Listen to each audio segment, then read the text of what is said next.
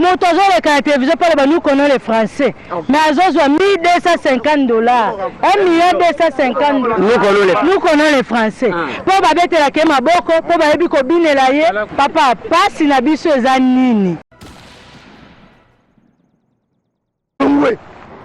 selon Bino Nini sali que Jacques Mbadou, Jacques Bamoyen habite ceux qui vont changer, n'est pas bien.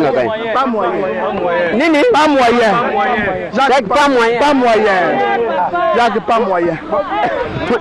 Jacques pas moyen, ça dit moyen zate, moyen te. Bino ne mutu pesa Jacques Bamoyen. Mon frère, ina bakino ba pesa ga yawa na masina kuna. Bakino na masina kuna. Omo ko bakino, pardon, bali msanga bakino ba bande kuna ngai mais moi ndambwa bakino wana nyuso te. Papa preso Toliate Umela ne bango ba pesa wana biso bango te mutu ba pesa. OK. Nini sali que Jacques pas moyen bino ne bobenye Jacques pas moyen a changé d'abord au repère na DGR cassé certainement avec l'aval de l'Assemblée provinciale. Bon wana ezali je pense que sa recommandation il y a Coref a fait ça qui recommandation qu'il fallait ba réunion sur ya pays ba uniformiser yango et comme ba direction générale des recettes hein partenaire à DGR cassé DGR 4 consort basaka nino ya province na bino na ma structure nango en fait voilà repère comme DGR cassé a révoqué 350 agents engagé batu misusu ceux qui engagé batu misusu engagé batu nini est-ce que basala qui test to akeika ka lokoti batu na ye ndenge alingi selon sentiment na ye to ezaneni pardon pesa le comment okosutuka là okosutuka yango lingaka yo po yo lingaka vérité okosutuka papa na yeko moyo yango na kisasa document oyo habito longwe mais soko lingo zonga batie bakoma biso na liste c'est que nous sommes test. Oui mais tant on se soit moni que ndenge bazwela bino bazwa bino na kimwana nkati peut-être que Jacques pas moyen bino Jacques pas moyen a constaté que bangaja bino kiburi sans niveau sans quoi généralement batukaka balokota boyi alinga purifier nda sengi bino bokene na test comme ça test ekoka kosukola ata la banani ba yotika avant na kene kutukuna nazo révéler eloko moko obi ata na biblia balobi eloko yo lingi te basala yo pe ko sala yango te biso soki bazwaki biso kibudi mais au moins wa buri kazate mais pardon na lobi buri kiteke na sasa ko dénigrer mutu bato baza batanga pena ba licencier baza wa tout neto zakuna d'abord repère eza eloko esalemaki sika boye biso ke eloko esalemi sika et bandaka na moi groupe ya bato oyo ba former loko et banda ko évoluer tout ça bazwa ba expert ba uta ba DGI DGRAD mais na kati ya ba expert wana ba pe ko zo moi bato mikemiki parce que expert akosala musala nyoso ye moko te oyo bandimi ke gouverneur abo mango poto ami bango pe batinda bato bango bazali awa donc ba recommander bazali donc voilà comment on a engagé les gens à la repère donc d'abord les experts les anciennes brigades et puis les recommandés. Voilà. Alors maintenant, oui. Mais il y a engagé pe batu na péage ouais. Batu engagé na péage SOGP. Gamba test salamate papa test était donc kaka vraiment péage na ye wana papa moto azoleka na télévision pale ba nous connaissons les français mais azozwa $1,250 $1,250,000 nous connaissons les français po babetela ke maboko po bayebi kobinela ye papa pasi na biso eza nini tangu yo lobi ote service minimum ya solo bato e basalaka o récupérer moi ndambu te po bakota mbongo na leta mais ebele ya batu nyonso yoyo kotisi bauti wapi tangu yo zotelemela test est-ce que ya solo na kati ya 350 oyo bato basi baye wana basi bazwi ba papier oyo bakozonga na bandako po ba oyo basala test bazwa dala papier makameza na papier za boye tomone za CV mutu ayeko pesa CV na papa gouverneur au signature na papa gouverneur hein? Mon grand frère Jacques Mbadou azo signé na ba CV na ba CV abatu ndebo tomonaka ba chef bazalandelaka ba dossier malembe azo signé même na ba CV tellement que na ba signataire ba document mususu ezate akomi OK pour test DGRK C site de Boma pour Manterne en qualité de contrôleur code test 1822. Donc, nan wasali test c'était. C'est ça le 31. C'est ça le 31. Sauf que le 31 c'est ça. Mais hier, assez affectation. Na code na hier assez fonction en place à Kosala c'est yebisanga 350 euros la wapi. Sikoyo yebisanga papa. Mutu azoko renier test basala na Cadisec. Oza institution indépendante. Si on a la tête sur un cabinet, na kati ya cabinet na no ministre professeur c'est pas ça la bande qu'on a Congo central. Na bana. Donc tala siko oyo so mono yo gouverneur asi affecté batuye moko yango. Avant test yango. Soki ezalaki ono eza photocopie boko loba boko sele makam. Original.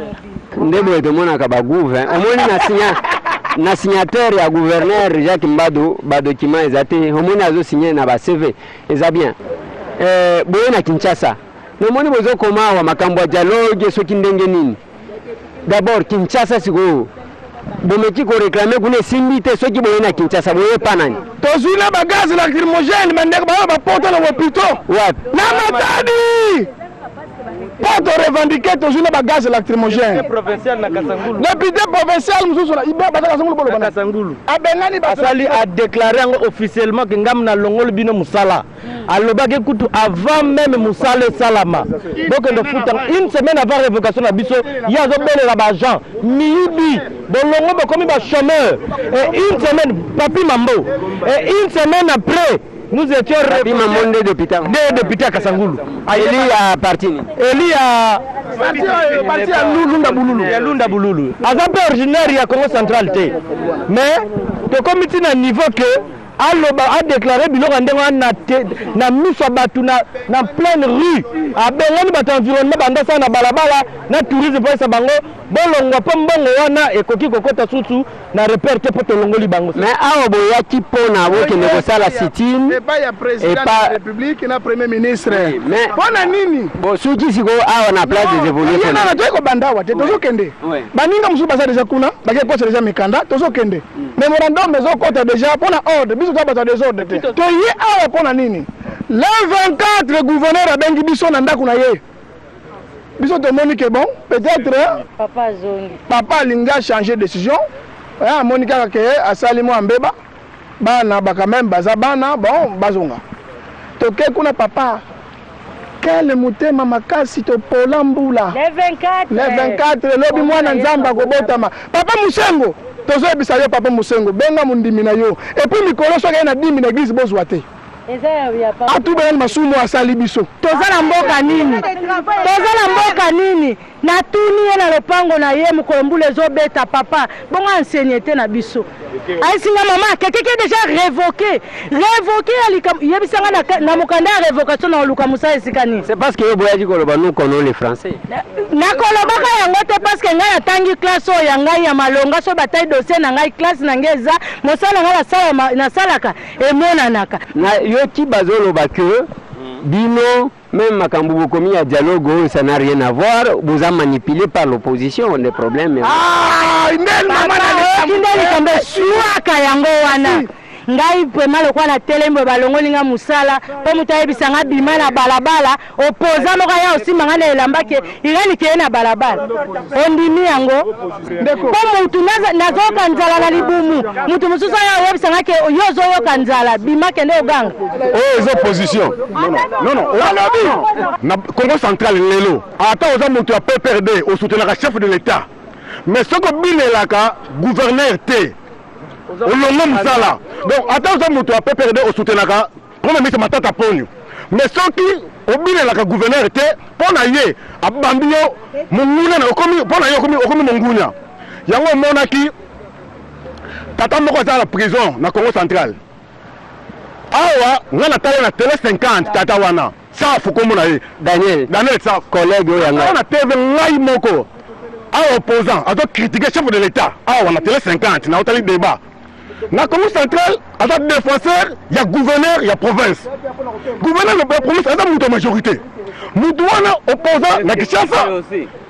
Mais, dans la Congo central, il y a une majorité pour le gouverneur de la majorité. Mais on a évité le chef de l'État. Est-ce que nous sommes les hommes mingité? Président fait la mise. Et ça lit pas si na âge nangai ko perdre musala po parmi biso tozala ba responsable penza. Tozana bana baza kotanga pour na motif oyo jusque là toyebi yango te eloko oyo mala oyo makasi oyo biso tosalaki yango toye awa toye kolela epa ya mama na biso la première dame mama Olive atayela biso likambo oyo atunela biso papa na biso gouverneur de province likambo nini oyo biso tosalaki ya motuya po tokoka kozwa etumbu ya kozala révoquer biso nyonso en masse ezosala biso pasi mingi na soni koleka na balabala à notre âge comme ça okende koluka mosala wapi ngai personnellement boye naza komi handicapé mais veuve en plus de ça nazokende mosala na kwei na bukani mosala mpe ezinga en charge te lelo oyo baboki ngai libanda eloko moko te notification eza te natikani kaka ndenge wana ngai moko kaka to biso nyonso nde totelemi mpe mosusu batika biso toza nous sommes qu'une simple représentation moye biso tozonga na biso eza te tokolala kaka ata awa libanda soki ye mama awa ya komona biso awa aya komona biso awa tokosepela makasi et voilà nayebisaka bino mata na yo sala na yo musala bazofuta yo ba million liaka me mokolo likambu okoyeba kake mwana mokolo lupango avandi na coin kana yena vandi boy na coin mwana bayera avandi kana coin parce que ata soki bomati ndenge nini bokozonga to okuta nao mais loko na koloba déjà test ango bato bango wana ba notification commis déjà et que ça les mandenge nini et ici le gouvernement de Kinshasa bokotika la calme bokosa la semblant ndenge bosalaka to bokozwe la bande ko wana solution et ça même na ba document moko awa ba pesa biso ya même gouverneur asali le komoko boye asengi na sima silu ba versaka mbongo ya l'état na compte moko boye ba vérifier za compte privé ya solo ou bien ezaya lokuta to luka pe kokuta na Jacques Mbadou tout na ye mais jusque là ba porte est bloquée tout ça la nine tout ça la ba courbette mais attends biso to sala ka biloko wana te saka même mwana mkolo lupanguti bande ko ya repère et comme désert cassé tango bazali ko futa bango est-ce que bazali ko yeba ke Kinshasa mutu ko kwa zala mais amu sala tozo sala par vocation avec engagement et détermination na lingi tozaka toujours na longueur d'avance ce qui toyebi sibino ke bande ko bambule ko sala boy tela ne tozolobela même makambo banzela boko chatembe boko zonga kawa na félicitations na mwana mboka Rita Chei mokonzi azama mokonzi kaka ya kovanda kana bureau climatisé te omoni air moko biloko akomonela na kimukolo air moko oza kovanda ndenge biso tovanda kana moyi boy ba pesho bureau lingili suko bimate mais mokonzi bayeba ka na terrain azolo bana nani nga yebi bandeko oyo bazali ko soutenir jeune Jomi Dongala basala ki pe déclaration na bango bazwa dere na dialogue balobeli pe ndenge nini bazali toujours fidèle pe sima ya Etienne Tshisekedi wa Mulumba Bolanda mbote bandeko mbote mama tobandi na ndeko Serge Solomon ndeko Serge banda bakanga leader na bino bomona na lisusu to eloni bosali ke lelo bo réapparaître lisusu merci maman nakanisi ekozala mwa likambo kokamwa koloba lelo ke biso tomonanaka te tozali kotambola kobunda koluka bapiste de solution mpona leader oyo ya biso leader de jeune Diomi Ndongala yango omoni lelo soki tozali komonana soki tozali métal tozali métal métal na lingala eza koloba libende métal wana tosuki na libende te mais tozali mouvement yango moi soki tomoi tobimi boye mpona tozali ndenge bobimi lelo mwana mboka Serge eza mpona mopepa badialogue na ebimisi bino to nini mama nakanisi na mboka oyo Congo soki tobandi kotala avant 1960 Congolais bakufi oyo même République démocratique du Congo bazali incapable ya ko récompenser na Congolais bakufi pona koluka unité ya mboka oyo yango biso tovandi totali tolobi bon qu'est-ce qu'il faut faire au lieu to na maponami kaka ya bitumba o kuna songolo a gagné songolo a bité pakala lobi ngane modo a gagné to bité tokende logiquement tokotambwa na kimia tozonga nano mboka oyo Congo eli mboka ya moto moko te eli mboka te ya o babele ya songolo pakala koko na ya tikele tolobi pona bato pona to solola to vanda na table to solola il faut bato bakufa bakufi après biso to kozonga to kozolola to iba nini yako yakosala pona ekolo Congo Congolais alingi Congo hein. Ok, Congolais alingi Congo ndeko Peter. Mwana mboka Serge alobi Congo na ba Congolais photo solo. Kasi masolo ngo oyo boza ko appuyer lelo. Si bandeko ya ngambo opposition ba senga ngo banda kala. Boni masolo ngo yo kaka na veille na tango mutu nyoso azozela ba élection. Maman, olobi bien bato opposition ba senga masolo kala. Donc makambo masolo yo e banda na opposition. Lelo ba monique est comme important.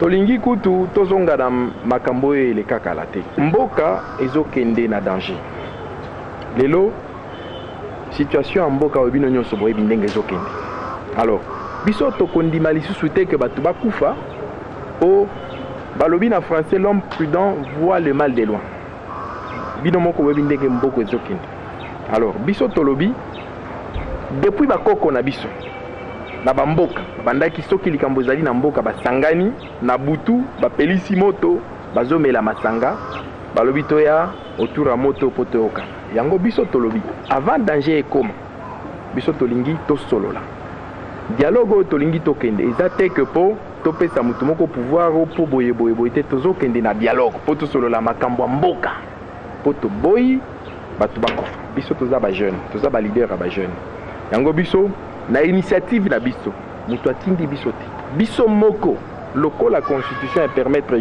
mutu nyonso asala po a participer na développement ya mboka yango wana biso na bandeko ndenge toza wana tolobi eloko nini tokoki kosala po mboka ekende liboso yango tolobi biso tozokende na dialogue tondimi masolo yango tolingi tosolola po mboka euti musika tozokende pe ane oyo mapona mezali yango wana avant élection biso tolobi toyokana tosolola ndeko Peter na landio malamu mingi toke pa ndeko Magloire ndeko Peter alobi organisation de élection na sous direction encore na kolo bani ya communauté internationale c'est-à-dire boza ko prôner ba dialogue selon mwana mboka Etienne Tshisekedi est-ce que bandeko ya ngambo yo kuna parce que discours ya mokonza mboka lobaki ba solution ya mboka na biso Congo ekouta epa ya bapaya te bandeko ya libanda te biso moko bana mboka soki tosangani tolobi liloba moko mboka na biso ekokende liboso ndeko Magloire différence nini ezali na oyo mwana mboka Tshisekedi aza kosenga na oyo mwana mboka Kabila Kabange alobaki par rapport à l'organisation de l'élection boza pour communauté internationale ou bien bino na biso bana mboka tosangana to trouver solution à problème mboka na biso. Merci beaucoup madame. Je crois que na mboka na biso l'histoire est éti toyebi l'événement ba moment où tolekisa na kati ya mboko. Vous vous souviendrez na époque moko tozalaka na conférence nationale et souveraine na kati ya conférence nationale et souveraine batu nyonso bayaka ba congolais à l'époque c'était les Zaïrois bazalaki wana basistaki na bevenema wana ya makasi mais ya portaka zéro mutu nyonso ayebi yango ba recommandation nyonso bazwaka na kati ya conférence nationale souveraine ba respectaka yango te bokoyeba ke kino lelo tolobelaka likambo ya conférence nationale souveraine mais esimba te toye koya na bosangani mosusu ya sika oyo tobengaki na lopoto concertation nationale toleki na concertation nationale biso na biso bakongolais tosanganaki tosololi tobandaki bien concertation esimbi te quel que soit gouvernement ya cohésion nationale oyo babimisi eza na bato misusu bazalaki dessus eza na bato ebele baleli balobi ke non concertation nationale 0 yango lelo biso toza d'accord na Etienne Tshisekedi wa muluma ndenge alobi il faut dialogue national ezala dirigé epai ya mundele ndenge tozoloba biso nyonso ke communauté internationale azwa makambo nyonso na maboko yango tolingi tosolola ezala dirigé epai ya communauté internationale dialogue eza malamu tolingi yango na likanisi oyo papa Tshisekedi apesi bango pe toza na kambo mosusu bazoboya balobi te biso dialogue tosolola kaka biso na biso eza pe na bato mosusu balobi te biso tokokota dialogue te eza na bato mosusu babi tokokota dialogue même communauté internationale kamba biso yango biso tosengi toza génération montante oyo toye na makambo malamu tolingi biso nyonso tosangana tosolola mpo tozwa solution moko pour l'instant na kati ya Congo toza kaka na deux approches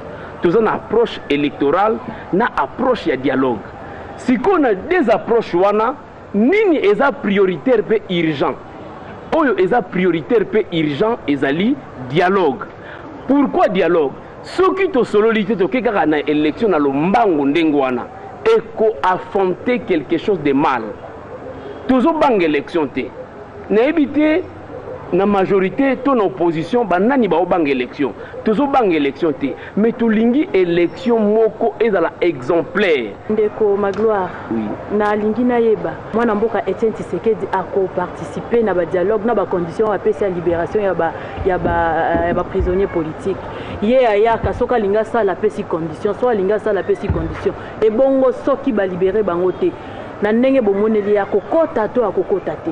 Merci madame, je crois que yango bitumba o biso tozo ko amener bitumba tozo bunda po dialogue oyo ebimaka na monoko président Tshisekedi dialogue oyo communauté internationale esengaka ezala respecter na ba parti nyonso na ba composante nyonso président Tshisekedi alobaki je crois que boyebi na 2011 alobaki akozala candidat avant 2011 akozala candidat président de la République batu balobi yaloba kaka kokisaka te azalaki candidat. Je crois aussi que na kati ya dialogue akozanga te lokola azo tenir dialogue ako respecter yango bitumba oyo biso tozo bunda eza non pour na président Tshisekedi non pour na Dio Mindongala non pour na président Kabila mais tozo bunda pour na congolais nyonso à se retrouver azwa place na ye toye na ndeko Serge pourquoi boza kobelela kaka bato libanda au moment où le président de la République a lobby solution awa ekouta libanda te comment bozo pour insister kaka bata boko ko sangala te entre bino pour retrouver solution à mboka na biso leka bapaya bayaka er nyonso na mboka Serge. Mama Astrid omoni na mboka oyo ikozala mbala liboso te ba congolais ba loba ba yokani basala likambo moko ba yokana esimbaka te na kanisi to monaki président Mobutu abengi bato nyonso ali conférence nationale mais yake iko vana na Guadeloupe bango basololi abaki ni komeba memela ye rapport tina Guadeloupe c'est normal te yango ngai na préféré ezala président Kabila Etienne Tshisekedi wa Mulumba Vital Kamerhe Martin Fayulu baya bavanda na table moko na mesa moko me mondele azala pona makambo kene liboso nous avons komona te keno mboka oyo ezali kozonga sima ngai na comment condamner parfois bolimbisanga ça m'engage que moi parfois pona nini tozwa ka indépendance en 1960 il fallait to même atati na 1990 parce qu'il fallait que mondele azala na mboka oyo yango na kanisi pona ngai na makanisi oyo ngai na mon il faut mondele azala pona makambo nyonso ekinela alima oyo akomona ke ye alingi na ye Congo te aboyi mondele azala abima kenda sala mboka na ye asala Congo na ye oya kozwa ba décision obele ye moko na famille na ye na mwasi na ye na babokilo na ye.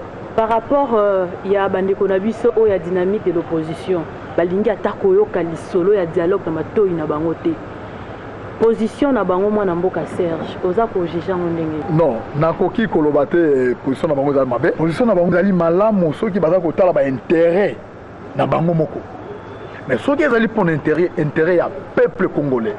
Non, na kobenga na grand frère nanga, na kobenga grand frère nanga Kamere, Martin Fayulu. Pas éviter toi la vraiment trop bien. Baya. To vanda to sangana. Parce que élection to ko kenango te na loyenge oyo to kenai nango to moi tout ça. Il y a eu mort d'homme plusieurs fois. 2006, il y a eu mort d'homme après les élections. 2011, pareil. Alors, tokende na kosolo la, toyeba bon. Moi namboka Vital Kamerhe. Ce qu'il lelo yo obimi président. Ba annoncer obimi président. Est-ce que tango yo zo sepa na kwena yo na ngambo mosusu ya bandeko oyo ba yalaki pe na posa bango bazwa pe ongwenda bokonzi. Bango bakobeta mabanga te. Toyokana, tovanda ngambo ya dynamique de l'opposition, majorité présidentielle et ngambo ya président Etienne Tshisekedi, to vanda na même table tout solo to bon ceux qui va proclamer pe moninga ya longi na élection to betele maboko to pesa ye chance et ça 5 ans 5 ans ceux qui a quitté tout monde a ça eloko moko te. Tout le peuple a sanctionné, maman. Maman Street. Le peuple a sanctionné. Ok? Monsieur Soye. Pour n'angana moni en tout cas, il y a mabe. Kubo ya kokota na dialogue. Pour na biso niyo soto libana ya Congo. Mopa ya réalité. Kati na biso wana mopa ya réalité. Mopa ya réalité. Biso niyo soto libana ya Congo. Ba Congolais. Donc ndeko abona ko si s'entretien na biso alelo. Eloko nini oza nango ya koyebisa bana mboka Congo. Oui, ngana d'abord na kobanda ko senga na bana ya Congo nyonso oyebi azali avanda kana sol na mabele ya Congo bolongo la ba sentiment surtout les jeunes biso nde ba jeunes oto sala ka ba marche oto bimaka na balabala pona ko beta mabanga ko finga tozonga nanu na bomoto papa na banda ko ba yebisa biso te to bima na balabala ko beta mabanga te. On a intérêt supérieur de la nation. Tout le peuple congolais, Ghana ko benga bango, baya, to appuyer dialogue national, to kene to yeba. Qu'est-ce qu'il faut faire? Maman Street, est-ce que oyebi ke na mboka oyo depuis mboka oyo Nzambe akeli yango, République démocratique du Congo. Tu as ex-présenté. Est-ce que oyebi te ezali le quoi malédiction? O moto moko ya salaki ya bongisaki atiki bokonzi apemi to ko tuna epe conseil boza komona ngo normal ezaka na mboka oyo toza na posa ngai na lobi boye na métal to lobi boye étant jeune congolais toza na posa soki to vandi na même table to solo to yeba pe. Bon, président Kabila, yo sali mandat na yo, au lobby oko postulé te. Ok? O lakisi moko oya lingomba na bino oye ako postulé. Soki alongi to beti maboko. Soki alongi tale avant de betel pe moninga oya longi maboko. Nazali ko senga na son excellence le garant de la nation, le président de la République Joseph Kabila Kabange. Mboka oyo ezali mboka na yo. Ozali na ba ambition oyo ya yo pona mboka oyo. Yo na famille politique na yo boyebi yango. Biso bato ya ngambo ya opposition toyebi yango te. Mais kasi fongola motema. Fongwama. Mpona Congo. Congo ezali ya Congolais nyonso. Tosengi na yo avant tokende na dialogue national. Libérer tous les détenus politiques. Tous les posa ya bandeko na biso bakangami na baboloko. Pour ne pas citer les noms. Eugène Diomi Ndongala, Daniel Safou, wana tous les posa na bango. Ato oyo bazali na posa ya Congolais nyonso a se retrouver pour na mabele na ye. Nakanisi oya ngai combat nazali ko sala. Ezali tokende na dialogue national. Président Kabila garant de la nation, libérer Bango. Et voilà. Tolo balisusu nini. Tozali kozela kemaka mongwa dialogue tokomona ba Jomi Dongala libanda. Tokomona ba Christopher Ngoyi Mutamba libanda parce que prosango ya Christopher wanezela kanini. Ti lelo. Awa tu batutu balobi bango ne mutu ba organiser bango basala le 19 20 21. Bokolobela le 19 20 21 mais bosa na Christopher Ngoyi. Bozo kamusanga boyebi. Mutu akangama pona le 19 20 21 Christopher Ngoyi Mutamba.